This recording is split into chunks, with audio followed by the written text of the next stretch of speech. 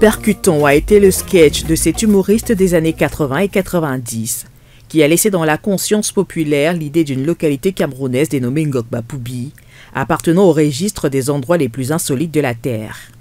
En effet, le nom à lui seul sonnait en ce temps-là comme une véritable curiosité, chose qu'il n'a en réalité pas vraiment cessé d'être. Et cela, alors même que sous les arbres dominants de sa forêt équatoriale, son retournement permanent des saisons, ses rats palmistes et ses hérissons que l'on chasse dans les forêts, se trouve une population parmi les plus paisibles que l'on connaisse.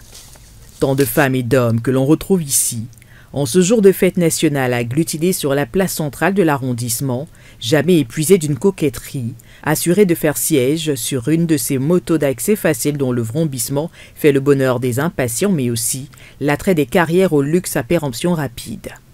Des charmeurs et des conquérants de la vie, des mâles robustes, nés pour résister aux épreuves, des femmes que plus rien n'impressionne, prêtes à faire face à tous les défis et toutes les tentations.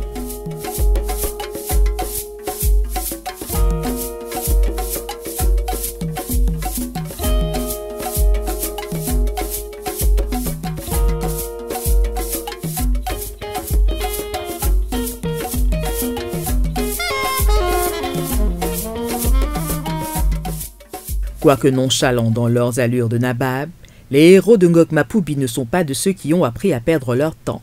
Qui plus est, un jour comme celui-ci. On les voit alors sortir les grands moyens pour impressionner le sous-préfet et tout son aéropage, venu en colonne serrée représenter la République dans ces moments de solennité. Le drapeau national flotte encore bien haut dans le ciel et préfigure de nouvelles générations de jeunes déterminés à s'engager pour porter au loin le destin de ce pays auquel ils croient, malgré les épreuves, les doutes et les déceptions.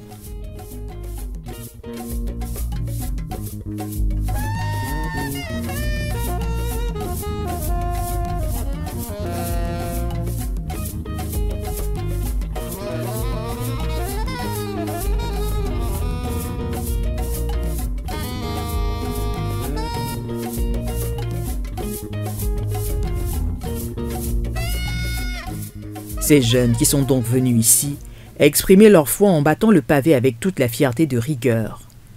Des élèves du primaire comme du secondaire, des militants de partis politiques et en particulier ceux de l'Union des populations du Cameroun, accourus ici en nombre. Véritable démonstration de force et d'univocité dans la nature et la pérennité de leur engagement politique hors saison.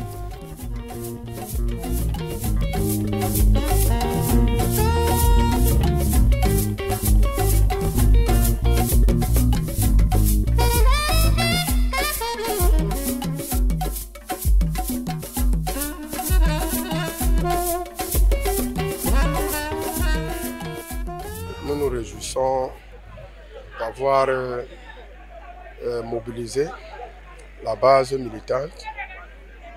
Nous avons éradiqué le désordre qui existait jadis. Aujourd'hui, nous avons une nouvelle équipe qui a de nouvelles énergies, qui a une jeunesse beaucoup plus disponible et efficace sur le terrain.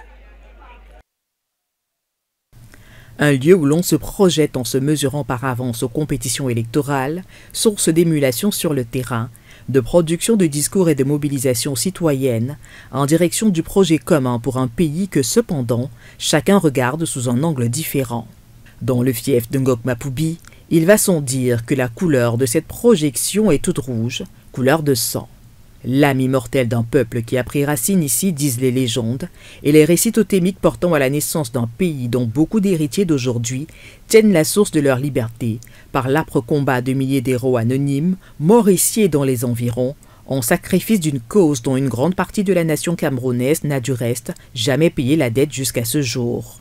Une mémoire ensanglantée, meurtrie par la douleur et l'oubli, mais dont les visages de toutes ces femmes et tous ces hommes n'ont jamais renoncé à la réhabilitation.